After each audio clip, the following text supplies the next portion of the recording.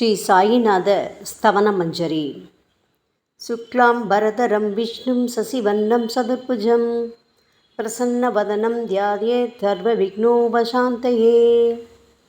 ஸ்ரீ கணேசாய நமக. மகா கணபதியே, எல்லாவற்றுக்கும் ஆதாரமானவரே, மயூரேஸ்வரா, எல்லாவற்றுக்கும் சாட்சியாக விளங்குபவரே, கௌரியின் புதல்வரே, எண்ணங்களுக்கெல்லாம் அப்பாற்பட்டவரே, பெருத்த வயிறுடையவரே, ஸ்ரீ கணேசா, எங்களை காத்தருள்வீர். நீ எல்லா பூதகணங்களுக்கும் முதல்வன், தலைவன். எனவே கணேசன் என அழைக்கப்படுகின்றீர்கள். நீ எல்லா சாஸ்திரங்களாலும் ஏற்றுக்கொள்ளப்பட்டவர். புனிதமான முகமுடைய பாலச்சந்திரனே, எங்களை காத்தருள்வீர். ஓ சாரதே, சரஸ்வதியே, கலைவாணியே, வாக்கின் தெய்வமே, நீ வார்த்தைகளுக்கெல்லாம் தலைவி. உலகின் உயிரோட்டத்தின் காரண கர்த்தாவே நீங்கள்தான். நீங்கள் படைப்பாளிகளின் இறைவி. நீங்கள் எப்பொழுதும் இத்தேசத்தின் அணிகலன். எங்கும் நிறைந்திருக்கும் எல்லையில்லாத சக்தியே, சரஸ்வதியே, உங்கள் பாதங்களை வணங்குகிறோம். முழுமையான பரபிரம்மே, மகான்களுக்கு பிரியமானவரே, பண்டரிநாதன் உருவில் வெளிப்பட்ட அவதாரமே, எல்லையற்ற கருணை உள்ளம் கொண்டவரே, பரமதயாளா, பாண்டுரங்கா. பொம்மலாட்டக்காரன் தன் கையில் உள்ள கயிற்றால் பொம்மைகளை ஆட்டுவிப்பது போல் பிரபஞ்சம் எங்கும் நிறைந்து நின்று உலகை ஆட்டுவிக்கும் ஒரு பொம்மலாட்டக்காரர் நீங்கள். உங்கள் மெய்ப்பொருளை உய்த்துணர அறிவியல் ஏடுகளும் புனித நூல்களும் இன்னமும் முயன்று கொண்டுதான் இருக்கின்றன. மெத்த படித்தவர்களுக்கோ நீங்கள் வெளிப்பட்டதே இல்லை. ஓ சக்கரபாணியே, பாண்டுரங்கா, அத்தகைய அறிவற்றவர்கள் வெறும் வார்த்தை ஜாலங்களிலேதான் சிக்கொண்டவர்கள். மகான்கள் மட்டுமே உங்களை உணர்வார்கள். மற்றவர்கள் குழப்பமடைந்துள்ளார்கள். உங்களுக்கு பக்தியோடு கூடிய சாஷ்டாங்க நமஸ்காரத்தை செய்கிறோம்.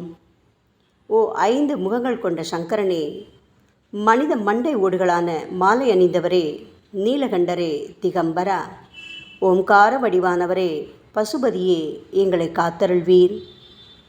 எல்லா நேரங்களிலும் எவருடைய உதடுகள் உங்களுடைய நமச்சிவாய நாமத்தை உச்சரிக்கின்றதோ அவர்களது உலகியல் துன்பங்கள் முழுமையாக நீங்கிவிடும்.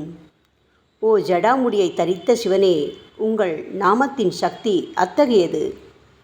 உங்களது பாதங்களை வணங்கி நாங்கள் ஸ்ரீ சாயிநாதரின் புகழை கூறும் இந்த துதியை எழுதுகிறோம். இந்த அருட்பணி முழுமையடைய எங்களுக்கு அருள்வாயாக நீலகண்டா, ஆலகால விஷமுண்ட சிவனே.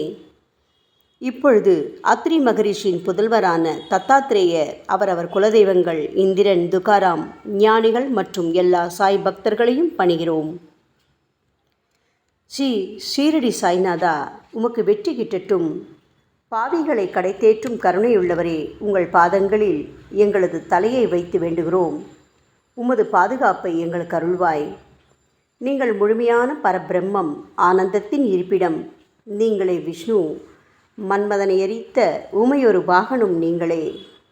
சாயி, நீங்கள் மனித வடிவில் தோன்றிய இறைவன். அறிவு என்னும் ஆகாய சூரியன். நீங்கள் கருணை கடல். நீங்கள் பிறவி பிணிக்கு ஓர் அருமருந்து. நீங்கள் ஏழைகளுக்கும் கீழ்த்தட்டு மக்களுக்கும் விரும்பியதை கொடுக்கும் சிந்தாமணிக்கல். நீங்கள் உங்கள் பக்தர்களை பரிசுத்தப்படுத்தும் தெய்வம். உலக வாழ்க்கை என்னும் சம்சார கடலில் மூழ்குபவர்களை காப்பாற்றும் ஓடம். நீங்கள் அஞ்சுபவர்களின் புகலிடம். சாயி, நீங்கள் இந்த பிரபஞ்சம் தோன்ற முதற்காரணமான பரிசுத்த பேரின்ப பேருணர்வு, அதாவது சைதன்யம். நீங்கள் கருணையே உருவானவர். உங்களது பலவிதமான வெளிப்பாடுகளில் இந்த உலகமும் ஒன்று. நீங்கள் பிறப்பற்றவர். சாவும் உங்களை தொட முடியவில்லை. எங்களது நீண்ட ஆழமான சிந்தனைக்கு பின் வெளிப்பட்ட கருத்தே இது என் குருநாதா. பாபா, பிறப்பு இறப்பு என்பவை அஞ்ஞானத்தால் தோன்றும் வெளிப்பாடே. ஓ மகராஜ், நீங்களோ இறப்பும் பிறப்புமற்ற சுதந்திர பறவை அல்லவா? தண்ணீர் நீரூற்றுக்காக தோன்றினால் அதன் ஆதாரம் அங்கு இருப்பதாக அர்த்தமா? ஏற்கனவே நீர் பூமிக்குள் நிரம்பி இருந்தது. பூமியின் உள்ளே இருந்து ஊற்றாக வெளியே வந்தது, அவ்வளவுதான். மணற்படுகையில் நீர் ஊற்றாக வெளிப்பட்டதும் அது நீரோடை என்று பெயர் பெற்றது. தண்ணீர் இல்லாவிட்டால் அது வெறும் மணற்படுகையே. அந்த மணற்படுகையில் தண்ணீர் ஊற்றாக வந்தாலும் அல்லது வற்றி போனாலும் தண்ணீருக்கு அதனால் ஒன்றும் ஆவதில்லை. ஏனென்றால் தண்ணீர் அந்த மணற்படுகைக்கு எந்தவிதமான முக்கியத்துவமும் கொடுப்பதில்லை. ஆனால் அறியாமையால் மணற்படுகையோ நீர் நிரம்பி இருந்தால் அது பெருமைப்பட்டு கொள்கிறது. ஆகையால் நீர் வற்றிய உடனே அது மிகவும் மனவருத்தம் அடைகிறது.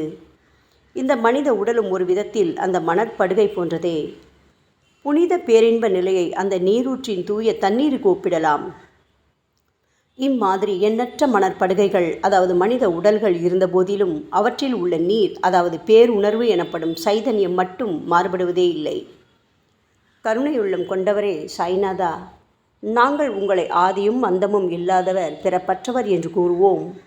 இந்திரனின் கையில் இருக்கும் வஜ்ராயுதம் நீங்கள். இந்த வஜ்ராயுதம் ததீசி என்ற முனிவரின் முதுகெலும்பை கொண்டு தயாரிக்கப்பட்டது. இதுவரை இந்த பூமியில் எத்தனையோ எண்ணற்ற உயிரினங்கள் தோன்றியுள்ளன, இப்பொழுதும் தோன்றிக் கொண்டுதான் இருக்கின்றன. வரும் காலத்தில் மேலும் எண்ணற்ற உருவங்கள் தோன்றத்தான் போகின்றன. அந்த ஒவ்வொரு தோற்றத்திற்கும் ஒரு தனி உருவமும் பெயரும் கிடைக்கும். இந்த உயிர்கள் ஒவ்வொன்றும் பெயராலும் தோற்றத்தாலும் மட்டுமே இவ்வுலகில் அடையாளம் காட்டப்படுகிறது. ஆகையால் அந்த சுத்த பேருணர்வு நிலையை நீ நான் என்று பிரித்து காட்டுவது சரியல்ல. ஏனென்றால் எது இரண்டாக தோன்ற முடியாதோ அதுவே உண்மையில் பரிசுத்த பேரின்ப பேருணர்வு எனப்படும். அது ஒன்றே அனைவரின் உள்ளும் ஆத்மா என்ற பெயரில் உள்ளது. மேலும் உண்மையை சொல்வதானால் அந்த ஒரே ஒரு சுத்த பேரின்ப பேருணர்வு நிலைதான் உலகம் முழுவதும் வியாபித்திருக்கிறது. அப்படி இருக்கையில் நீ நான் என்ற வேற்றுமைகள் எவ்வாறு இருக்க முடியும்? நீருண்ட மேகத்தில் உள்ள நீரின் தன்மை உலகெங்கிலும் ஒன்றே. ஆனால் அது பூமியை அடைந்ததும் வெவ்வேறு தோற்றங்களை நதி, ஏரி, ஊற்று என ஏற்கின்றன. கோதாவரி மணற்படுகையில் விழும் நீர் கோதாவரி நதி என்றழைக்கப்படும். அதே சமயம் கிணறு ஒன்றில் விழும் நீருக்கு அந்த சிறப்பு தகுதி கிடைப்பதில்லை. கோதாவரி நதி மிகவும் புனிதமானது.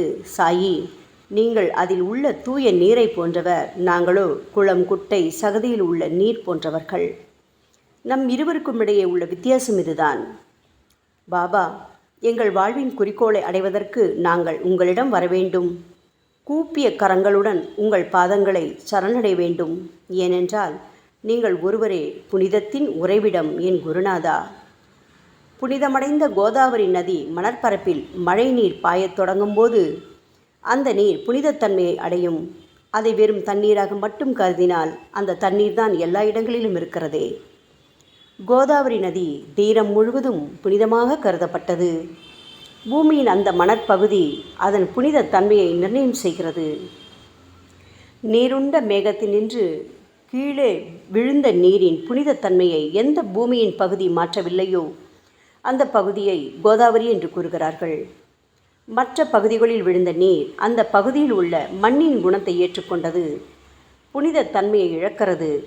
மேகத்தில் பரிசுத்தமாக இருந்த நீர் அசுத்தமாகவும் கசப்பாகவும் உப்பாகவும் மாறிவிட்டது. 6 வித உட்பகைகளான காமம், கோபம், பேராசை, வெறுப்பு, அகங்காரம், பொறாமை இவற்றை அகற்றி புனித உடலெடுத்து வந்த குருநாதா, குருதேவா, தங்களை புனித மகான் என்று அழைப்பதே சால பொருந்தும். ஆகவே நீங்களே புனித கோதாவரி. நாங்கள் உங்களை புனித கோதாவரியாக உருவகம் செய்கிறோம். இயங்கும் அத்தனை படைப்புகளிலும் நீங்கள் சிறப்புற முதன்மை பெறுகின்றீர்கள். உலகம் தோன்றியது முதலே பிரம்மா உயிர்களை படைக்க ஆரம்பித்ததிலிருந்தே கோதாவரி நதி இருக்கிறது. நீர் நிறைந்து பாயும் அந்த நதியில் இன்று வரை தண்ணீர் வற்றியதே இல்லை. ராமர் கோதாவரி நதியின் கரைக்கு வந்தபோது ஓடிக்கொண்டிருந்த தண்ணீர் இன்று வரை அதே இடத்தில் எப்படி இருக்க முடியும்? கோதாவரி நதியின் மணற்படுகை மட்டும் அதேதான். தண்ணீர் கடலை சென்றடைந்து விட்டது. ஆனால் அந்த கோதாவரி நீர் படுகையுடன் புனிதத்தன்மை மட்டும் என்றுமே மாறாமல் இன்று வரை அப்படியே உள்ளது. ஒவ்வொரு வருடமும் பழைய நீர் வெளியேறி புதிய நீர் அதற்குள் பாய்கிறது. உங்களுக்கு தெரிந்த வாழ்க்கை நியதிதானே இது. ஒரு நூற்றாண்டை ஒரு ஆண்டாக கணக்கிட்டால் அந்த நூற்றாண்டில் தோன்றிய முனிவர்கள் பாயும் நீரை போன்றவர்கள். அவர்களில் மிகப்பெரிய மகான்கள் அந்த நீரில் தோன்றும் அலைகள் போன்றவர்கள். இந்த புனித கோதாவரி நதியில் முந்தைய நூற்றாண்டுகளில் சனாதனர், சனதர், சனந்தனர் போன்ற மகான்கள் வெள்ளமாக தோன்றினார்கள். பிறகு நாரதர், தும்புரு, துருவன், பிரகலாதன், மகாபலி சக்கரவர்த்தி, சபரி, அங்கதன், வாயுகுமாரனான அனுமான், விதுரர், கோபர்களும் கோபியர்களும் வெள்ளமாக தோன்றினர்.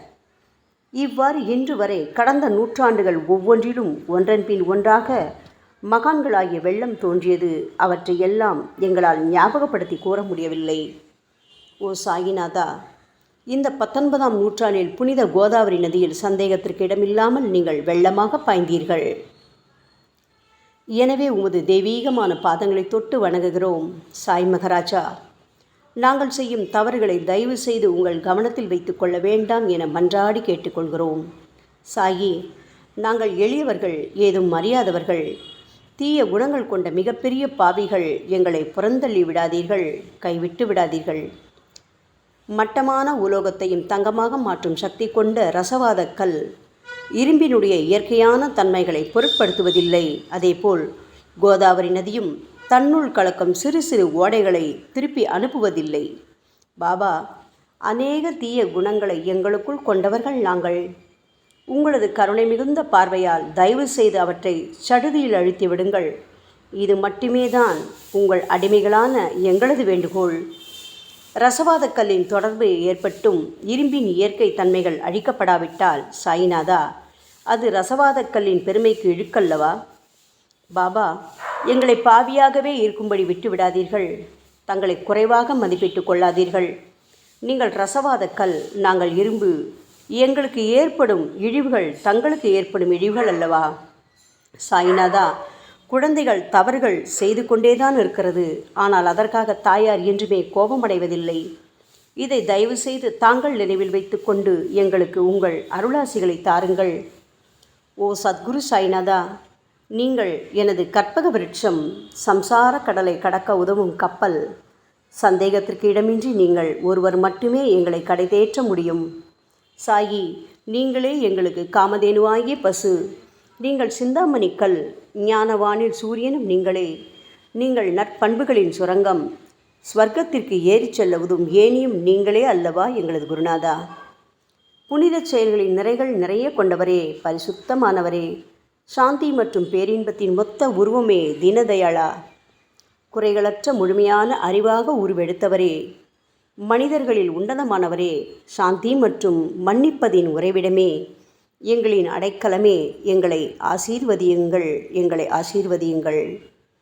கலியுகம் ஆரம்பித்தவுடன் மகாவிஷ்ணுவால் உலகம் உய்ய அனுப்பப்பட்ட 9 நாதர்களில் ஒருவனான சத்குரு மச்சீந்திரநாதரும் நீங்களே. பரமேஸ்வரன் நெற்றிக்கண்ணை திறந்தவுடன் அந்த அக்னியில் தோன்றிய மகாத்மா ஜாலந்தரும் நீங்களே. நீங்கள் மகாராஷ்டிராவில் தோன்றி பக்தி மார்க்கத்தை பரப்பிய ஞானிகளான நிவிருத்திநாதர், ஞானேஸ்வரர், கபீர்தாசர், ஷேக் முகமது ஏகநாதர். சாயி, நீங்கள் சிவனின் ஓர் அவதாரம், தத்தகுரு. நீங்களே பண்டரிநாதர். நீங்கள் ஆஞ்சநேயரின் மறு அவதாரம் ராமதாசர். நீங்கள் மகாராஷ்டிர ஞானி பாண்டுரங்கன் மீது கீர்த்தனை இயற்றிய துக்காராம். சாயிநாதா, நீங்கள் முஸ்லிம் ஞானி ராமபக்தர் சகாராம். நீங்கள் தத்தாத்ரேயரின் மறு அவதாரம் மாணிக் பிரபு. பாபா, உங்களது அவதார தோற்றம் மற்றும் உங்களுடைய எண்ணற்ற தன்மை புரிந்து கொள்ள எங்களுக்கு உண்மையில் கடினமாக இருக்கிறது. உங்களது ஜாதி குலம் பற்றிய எதையும் நீங்கள் எவருக்கும் வெளிப்படுத்தியதில்லை. சாயி, சிலர் உங்களை முஸ்லீம் என்கிறார்கள், சிலரோ உங்களை பிராமணர் என்கிறார்கள். கிருஷ்ண பரமாத்மாவை போன்று எண்ணற்ற தெய்வீக லீலைகளை செய்வதெல்லாம் உங்களுக்கு ஒரு விளையாட்டல்லவா? ஸ்ரீ கிருஷ்ண பரமாத்மாவை பார்த்து பல்வேறு மக்கள் பலவிதமான பெயர்களிட்டு அவரை அழைத்தனர். சிலர் அவரை யதுகுலத்தின் அணிகலன் என்றார்கள். சிலர் அவரை மாடுகள் மேய்க்கும் இடையன் என்றும் அழைத்தனர். தாயான யசோதை அவரை பச்சிளம் குழந்தை என்றாள். கிருஷ்ணரின் மாமனாகிய கம்சன் அவரை உயிரை குடிக்கும் மகா காலன் என்றான். அர்ஜுனன் அவரை எங்கும் நீக்கமர நிறைந்துள்ளவர் என்றான். அவ்வாறே சாய்நாதா, ஒவ்வொரு மனிதனின் மனநிலைக்கு ஏற்ப அவரவர் எண்ணங்களுக்கு ஏற்ப உங்களுக்கு பெயர்களை சுட்டி மகிழ்ந்தார்கள். மசூதி, நீங்கள் வாழும் இருப்பிடம். உங்கள் காதுகள் இந்து மத வழக்கப்படி குத்தப்படவில்லை. அதேபோல் பாத்தியா ஓதுவதை பார்த்து நீங்கள் முஸ்லிம் என்று கூறுவது பொருத்தமானதே. சாய்நாதா, நீங்கள் துனி மூலம் அக்னியை வழிபடுவதை பார்த்து நீங்கள் ஒரு இந்து என்று முடிவு செய்யப்பட்டது. பாபா, இந்த வெளிப்புற வித்தியாசங்களை வீண் விவாதம் செய்யும் எண்ணம் கொண்டவர்களே விரும்புவார்கள். உண்மையான ஞானத்தில் ஆர்வம் கொண்டவர்கள் இந்த வெளிப்புற வேறுபாடுகளுக்கு முக்கியத்துவம் தரமாட்டார்கள். சாயி, நீங்களோ பிரம்மத்தின் நிலையில் இருக்கின்றீர்கள். ஜாதி குலம் போன்றவை உங்களுக்கு முக்கியமில்லை. நீங்கள் எல்லோருக்கும் மேலான உயர்ந்த குருவாகவும் இந்த பிரபஞ்சத்தை படைத்தவராகவும் இருக்கின்றீர்கள். முஸ்லிம் இந்துக்களிடையே பகைமையுணர்வு ஏற்பட்டதால் அவர்களுக்கிடையே இணக்கமான உறவையும் ஒற்றுமையையும் ஏற்படுத்துவதற்காகவே அல்லவா நீங்கள் மசூதியில் அமர்ந்து அக்னி வழிபாட்டை நடத்தி உங்கள் லீலைகளை பக்தர்களுக்கு காட்டினீர்கள். நீங்கள் ஜாதி மதங்களுக்கு அப்பாற்பட்டவர். நீங்கள் பிரம்மமே, நீங்கள்தானே சாயி. உண்மையில் நீங்கள் எங்களது எண்ணங்களுக்கெல்லாம் அப்பாற்பட்டவர். உங்களை பற்றிய வாதி பிரதிவாதங்கள், ஊகங்கள், ஆதாரம் இல்லாத கருத்துக்கள் இருக்கும் இடத்தில் எங்கள் வார்த்தைகளுக்கு முக்கியத்துவம் எப்படி கிடைக்கும்? ஆனால் சாயிநாதா, உங்களை பார்க்கும் பொழுது எங்களால் மௌனமாக இருக்க முடியவில்லை. வார்த்தைகளால் போற்றுதலே உலக வழக்கம். எனவே உங்கள் அருளாசியுடன் சாயிநாதா, வார்த்தைகளால் எப்படியெல்லாம் உங்களை போற்ற முடியுமோ அவ்வண்ணமே போற்றி புகழ்கிறோம். கடவுளின் நிலையை விட மகான்களின் நிலை வேறுபட்டும் மிக உயர்ந்ததாகவும் இருக்கும். மகான்களின் அருகில் நான் எனது போன்ற எண்ணங்களுக்கு இடமே இல்லை. கடவுளை வெறுத்ததால் இரண்யகசிபுவும் விஷ்ணுவால் கொல்லப்பட்டார். ராமனால் ராவணன் கொல்லப்பட்டன. மகான்கள் கைகளால் இத்தகைய துர்சம்பவங்கள் ஏற்பட்டதே இல்லை. அரசன் கோபிச்சந்தன் முனிவர் ஜாலந்தரரை சாணக்குவியலுக்குள் புதைத்தான். ஆனால் அந்த நிலையிலும் அரசரின் இந்த செயலுக்காக அந்த முனிவர் வருத்தப்பட்டதே இல்லை. அரசனின் அந்த செயலுக்கு நேர்மாறாக அந்த அரசனை சம்சார சூழலிலிருந்து விடுவித்து அவனை முக்தியடை செய்தார். மகான்களின் சக்தி இப்படிப்பட்டதே. அவற்றை விவரித்து கூற முடியாது. மகான்கள் சூரியனின் ஒளியை போன்று பிரகாசிக்கக்கூடியது. சந்திரனின் மென்மையான ஒளிக்கதிர்கள் போல் இதயத்திற்கு ஆறுதல் கொடுக்கும் தன்மை கொண்டது. மகான்களின் அருள் கஸ்தூரியின் நறுமணம் போன்றது. அவர்கள் கரும்பு சாற்றினை போல் இனிப்பானது. மகான்கள் நிச்சயமாக நல்லவர்களிடமும் தீயவர்களிடமும் ஒரே விதமாகவே நடந்து கொள்கின்றனர். அதற்கும் மேலாக பாவிகளிடம் அவர்கள் காட்டும் அன்பு அளவிட முடியாதது. கோதாவரி நதியில் அழுக்கடைந்த துணிகளே சுத்தம் செய்யப்பட வேண்டி வருகின்றன. சுத்தமான துணிகள் கோதாவரி நதியினின்று வெகு தூரத்தில் பெட்டியிலேயே தங்கிவிடுகின்றன. பெட்டியில் வைக்கப்பட்டிருந்த அந்த துணியும் ஒரு முறை கோதாவரி நதிக்கரைக்கு துவைப்பதற்காக வந்தது. இந்த உவமையில் பெட்டிதான் வைகுண்டம், நீங்களே கோதாவரி. கோதாவரி நதிக்கரையே நம்பிக்கை. எல்லா உயிரினங்களும் துணிகள். 6 விதமான மன விகாரங்களான காமம், கோபம், கஞ்சத்தனம், மதம், பொறாமை, மோகம் ஆகியவையே அவைகளை பற்றியுள்ள அழுக்கு. சாய்நாதா, தங்கள் பாதார விந்தங்களை வணங்குவதே கோதாவரியில் செய்யப்படும் புனித குளியல். ஓ சமர்த்தரே, எங்களது எல்லா பாவங்களையும் மன அழுக்கங்களையும் போக்கி எங்களை சுத்தப்படுத்துங்கள் குருநாதா. பாபா, எங்கள் சம்சார வாழ்க்கையில் உழலும் மக்களாகி நாங்கள் மேலும் மேலும் பாவம் செய்கின்றவர்களாக இருக்கிறோம். எனவேதான் உங்களை போன்ற மகான்களின் தரிசனம் பெறுவதற்கு நாங்கள் தகுதியுடையவர்களாகிறோம். கோதாவரி நதியில் தண்ணீர் நிரம்பியுள்ளது. படித்துறையில் துவைப்பதற்காக துணிகள் வருகின்றன. அவை துவைக்கப்பட்டு சுத்தப்படுத்தப்படாவிட்டால் அது கோதாவரி நதிக்கல்லவா இழுக்கை தேடித்தரும். என் குருநாதா, நீங்கள் அடர்ந்த இலைகளுடன் கூடிய நிழலையும் குளிர்ச்சியையும் தரும் மரம். உண்மையில் நாங்கள் எல்லாம் வழிப்போக்கர்கள். எங்களை 3 வித துக்கங்கள், அதாவது இயற்கை இடர்பாடுகளால் வரும் துன்பங்கள், எங்களது உடலுக்கு வரும் நோய் நொடிகள், அஞ்ஞானத்தால் நிரம்பிவிடும் பாவமூட்டை எனப்படும் வெயில் கடுமையாக சுட்டெரிக்கின்றன. கருணாமூர்த்தியே, சாயி, அந்த சுட்டெரிக்கும் 3 வித தாபங்களின் வெப்பத்திலிருந்து தயவு செய்து எங்களை காப்பாற்றும். தங்களது கருணை என்னும் குளிர்ந்த நிழல் இந்த சம்சாரம் என்னும் வாழ்க்கை கடலை கடக்க உதவும் தன்மை கொண்டது. பாபா, மரத்தின் அடியில் அமர்ந்தும் ஒருவன் சூரியனின் சுட்டெரிக்கும் வெப்பத்தை உணர்ந்தால் அது அந்த மரத்தை நிழல் தரும் மரம் என்று கூற முடியுமா என் குருநாதா? சாயி, உங்கள் அருளின்றி இந்த உலகில் நல்லது என்பது ஏற்படுவதில்லை. எனவேதான் தர்மத்தை நிலை நிறுத்துவதற்காக அந்த பரந்தாமனே அர்ஜுனனுக்கு நண்பனாக, வழிகாட்டியாக மற்றும் ஆன்மீகவாதியாக மாறினார். சுக்ரீவனின் அன்பினால் தானே விபீடனன் அரசன் ராமனின் நட்பை பெற்றான். சொல்லப்போனால் ஸ்ரீஹரியும் மகான்கள் மூலமாகத்தான் பெருமை பெற்றார். பிரம்மம் என்பது உருவமற்றது. எனவேதான் வேதங்களால் அதை வர்ணித்து கூற முடியவில்லை. ஆனால் பூமியில் அதை மனித உருவில் தோன்ற வைத்து மகான்கள் அதன் உருவமற்ற தன்மையை மாற்றினர். தாமாஜி என்ற பக்தனுக்காக பகவான் பாண்டுரங்கனை ஒரு தாழ்த்தப்பட்ட குலத்தில் பிறந்தார். சோகமேளா என்ற பக்தருக்காக உலகை காக்கும் தெய்வமே இறந்த எருமைகளின் உயிரற்ற உடல்களை எடுத்தார். மகாராஷ்டிர ஞானி மகான் ஏக்நாத் என்ற பக்தனின் பெருமையை உணர்ந்த பரம்பொருள் பாண்டுரங்கனின் மாறுவிடத்தில் வந்து தண்ணீர் சுமந்து உழைத்தார். உண்மையில் மகான்கள் எல்லாவற்றையும் தாங்கும் சக்தியும் சச்சிதானந்த பிரபுவாகிய இறைவனின் எஜமானர்களே. பாபா, இதற்கு மேல் நாங்கள் சொல்வதற்கு எதுவும் இல்லை. நீங்களே எங்களின் தாயும் தந்தையும். ஷீரடி கிராமத்தில் வசிக்கும் என் சத்குரு சாய்நாதா. சாயி, உங்கள் லீலைகளை எவர் ஒருவராலும் உண்மையிலேயே முழுமையாக புரிந்து கொள்ள முடியாது என்கின்ற பொழுது சாதாரண மனிதனாகிய நான் எவ்வாறு அவற்றை விளக்க முடியும் கூறுங்கள். எல்லா உயிரினங்களையும் காப்பாற்ற நீங்கள் ஷீரடிக்கு வந்திருக்கின்றீர்கள். மண் அகல் விளக்குகளில் வெறும் தண்ணீரை ஊற்றி அவற்றை எரிய வைத்தீர்கள். மிக குறுகிய மரப்பலகையை தொங்கும் ஊஞ்சல் படுக்கையாக்கி உங்கள் யோக சக்தியை உங்கள் பக்தர்களான எங்களுக்கு காட்டினீர்கள். அநேக பெண்களின் மலட்டுத்தன்மையை முழுவதுமாக நீக்கி குழந்தை பாக்கியத்தை பெறச் செய்தீர்கள். உதியின் மூலம் தீர்க்க முடியாத வியாதிகளையும் குணப்படுத்தி பரிபூர்ண சுகம் கொடுத்தீர்கள். என் சாயியே, இவ்வுலக சம்பந்தமான துன்பங்களை நீக்குவது உங்களுக்கு ஒரு பொருட்டே அல்ல. யானை ஒன்று எறும்பை சுமையாக கருதுமா? குருராயா, இப்பொழுது உங்களது பாதங்களை சரணடைந்து விட்டோம். எங்களை திருப்பி அனுப்பி புறந்தள்ளி விடாதீர்கள். எங்களின் மகாராஜ், நீங்கள் அரசர்களுக்கெல்லாம் அரசன். நீங்கள் குபேரனை விட செல்வம் அடைந்தவர். நிச்சயமாக தன்னிகரற்ற வைத்தியர். உங்களை விட மேலானவர் இந்த உலகில் நிச்சயமாக எவரும் இல்லை சாயி. மற்ற கடவுள்களை வணங்குவதற்கு தனித்தனியாக பூஜை பொருட்களும் வழிபாட்டு முறைகளும் உள்ளன. ஆனால் உங்களை வணங்குவதற்கு தகுதியான பொருட்களே இந்த உலகில் இல்லை என் குருநாதா.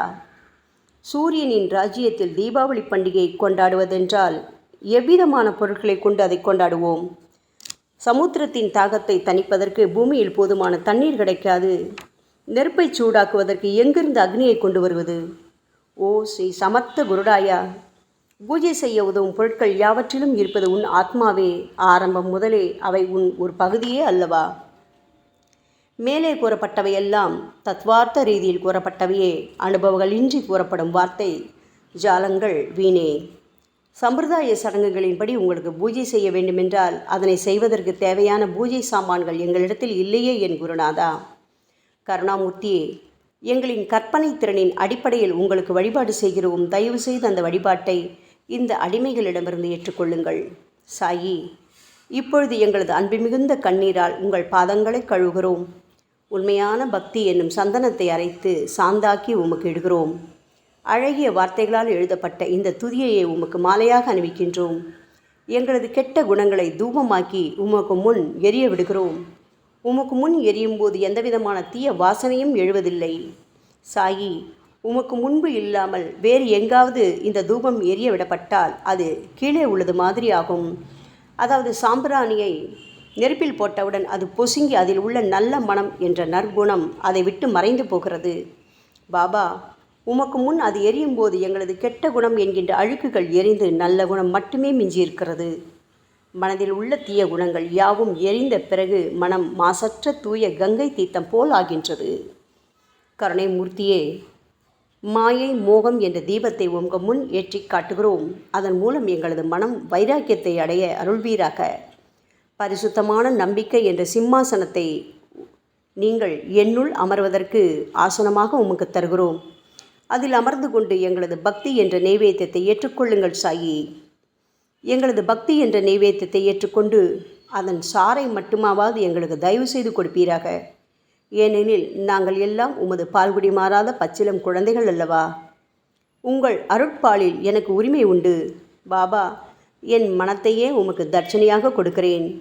ஆகையால் நாங்கள் செய்யும் காரியங்கள் யாவற்றிலும் நான் செய்கிறேன் என்று நாங்கள் உரிமை கொண்டாட முடியாது. ஏனென்றால் நினைக்கும் மனதைத்தான் உமக்கு அர்ப்பணித்து விட்டோமே சாயி. இப்பொழுது பணிவுடன் கூடிய பிரார்த்தனையோடு உங்கள் பாதங்களில் சாஷ்டாங்க நமஸ்காரம் செய்கிறோம். ஓ தெய்வீக சாய்நாதா, தயவு செய்து நீங்கள் அதை ஏற்றுக்கொள்ளுங்கள். 8 பிரார்த்தனைகள். சாய்நாதா, சாந்தமான மனம் உடையவரே, அறிவின் சிகரமே, அன்புள்ளம் கொண்டவரே, கருணை கடலே, உண்மையின் உறைவிடமே, மாயை என்னும் இருளை அகற்றுபவரே, ஜாதி மதங்களுக்கு அப்பாற்பட்ட துறவியே, எங்களின் புரிந்து கொள்ளும் திறமைக்கும் அப்பாற்பட்டவரே, அன்பின் இருப்பிடமே, ஷீரடிநாதா, எங்களை காப்பாற்றும், எங்களை காப்பாற்றும்.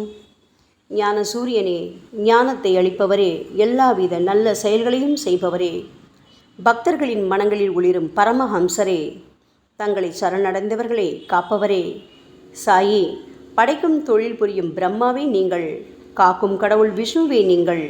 3 உலகங்களையும் கடைசி லயமடையச் செய்யும் ருத்ரனுமான சிவனும் நீங்களே. பாபா, நீங்கள் இல்லாத இடமே இந்த பூமியில் ஏது? எல்லாம் அறிந்த இறைவன் நீங்கள். எங்கள் அனைவரின் இதயங்களிலும் வசிப்பவரும் நீங்கள்தானே சாயி. என் குருநாதா, எங்களது எல்லா குற்றங்களையும் மன்னிக்க வேண்டும் என வேண்டி கேட்டுக்கொள்கிறோம். அலை அலைகளாக வரும் சந்தேகங்களையும் மன மயக்கங்களையும் போக்குவீராக. சாயிநாதா, நீங்கள் பசு, நான் புதிதாக பிறந்த இளங்கன்று, நீங்கள் சந்திரன், நாங்கள் சந்திரகாந்தக்கள். தங்கள் பாதங்கள் புண்ணியத்தை கொடுக்கும் கங்கை நதி. பணிவுடன் சாய் அடிமைகளான நாங்கள் உங்கள் பாதங்களில் வணங்குகிறோம். உங்கள் கைகளை எங்கள் தலைமீது வைத்து ஆசி கூறுங்கள். எங்களது கவலைகளும் துன்பங்களும் அனைத்தும் பறந்தோடட்டும். நாங்கள் எல்லாம் உங்கள் குழந்தைகள் அல்லவா சாயி. பாபா, இந்த 8 துதிகளையும் கூறி நாங்கள் உங்களை சாஷ்டாங்க நமஸ்காரம் செய்கிறோம். எங்களது பாவங்கள், துயரங்கள், ஏழ்மை யாவும் உடனடியாக விலகட்டும்.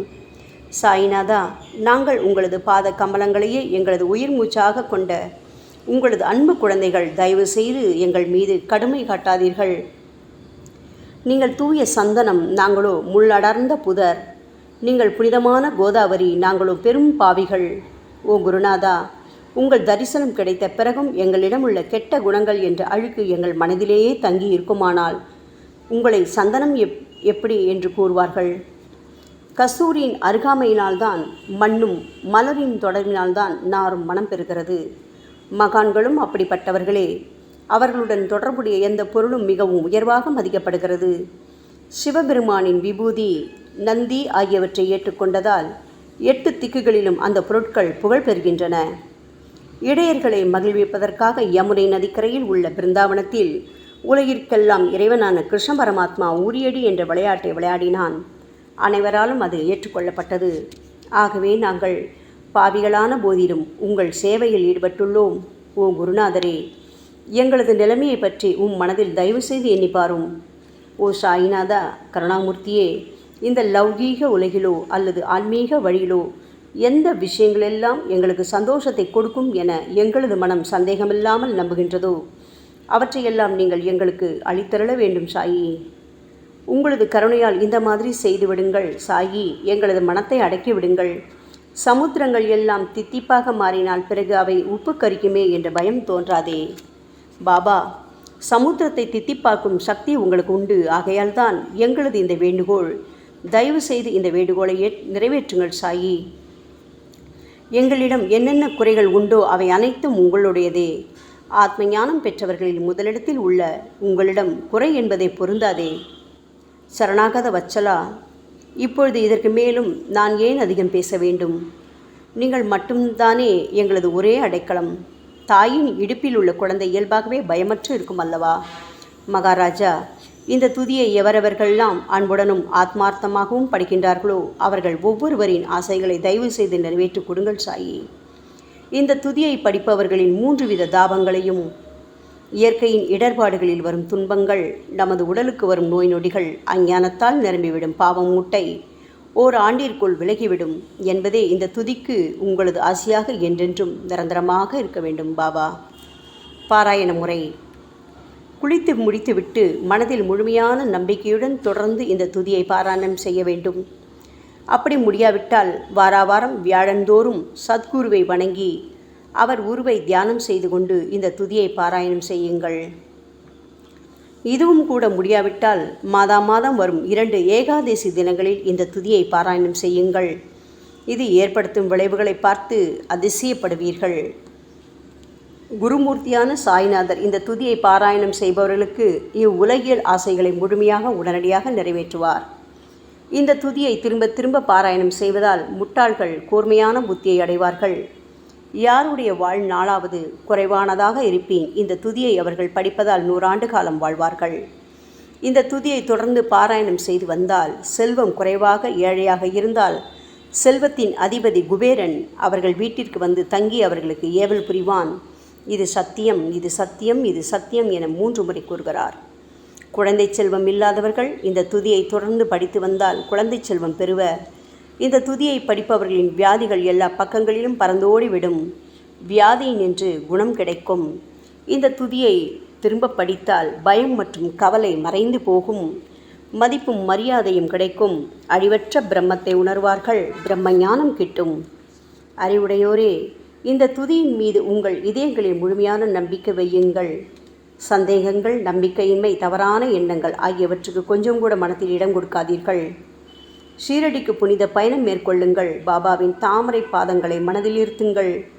அவர் அனாதைகளின் உறவினர், பக்தர்களின் விருப்பங்களை நிறைவேற்றும் கற்பகத்தரு, கேட்டதை கொடுக்கும் கலியுக தெய்வம். பாபாவால் உணர்வூட்டப்பட்டு இந்த துதியை நான் இயற்றினேன். இல்லாவிட்டால் எந்த விதமான முக்கியத்துவமும் இல்லாத என்னால் இந்த துதியை எவ்வாறு எழுத முடியும்? ஆங்கில ஆண்டு 1918 புரட்டாசி மாதம் வளர்பிறையில் விநாயக சதுர்த்தி அன்று சூரிய உதயத்துக்கு முன் இந்த பாமாலை நிறைவு செய்யப்பட்டது. புனிதம் வாய்ந்த நர்மதா நதிக்கரையில் இந்தூருக்கு அருகிலுள்ள ஊரான மகேஸ்வர கஷேத்திரத்தில் ஸ்ரீ அகல்யா தேவியின் சந்நிதியில் சாயிநாதரை போற்றி பாடும் இந்த சவண மஞ்சரி நிறைவடைந்துள்ளது. மகேஸ்வரம் என்ற புனித தலத்தில் இந்த துதி நிறைவடைந்தது. ஸ்ரீ சாயிநாதர் என் மனதிற்குள் புகுந்து இந்த துதியின் ஒவ்வொரு வார்த்தையையும் புற வைத்தார். தாஷ்கன் மகராஜ் எல்லா ஞானிகள் மற்றும் துறவிகளின் வேலையாள். எங்கும் மங்களம் பொங்கட்டும்.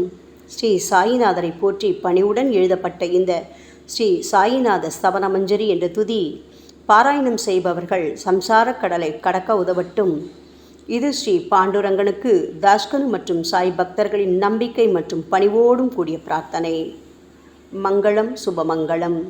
ஸ்ரீ சச்சிதானந்த சமர்த்த சத்குரு ஸ்ரீ சாய்நாத் மகராஜ் கி ஜெய். ஓம் சாய்ராம்.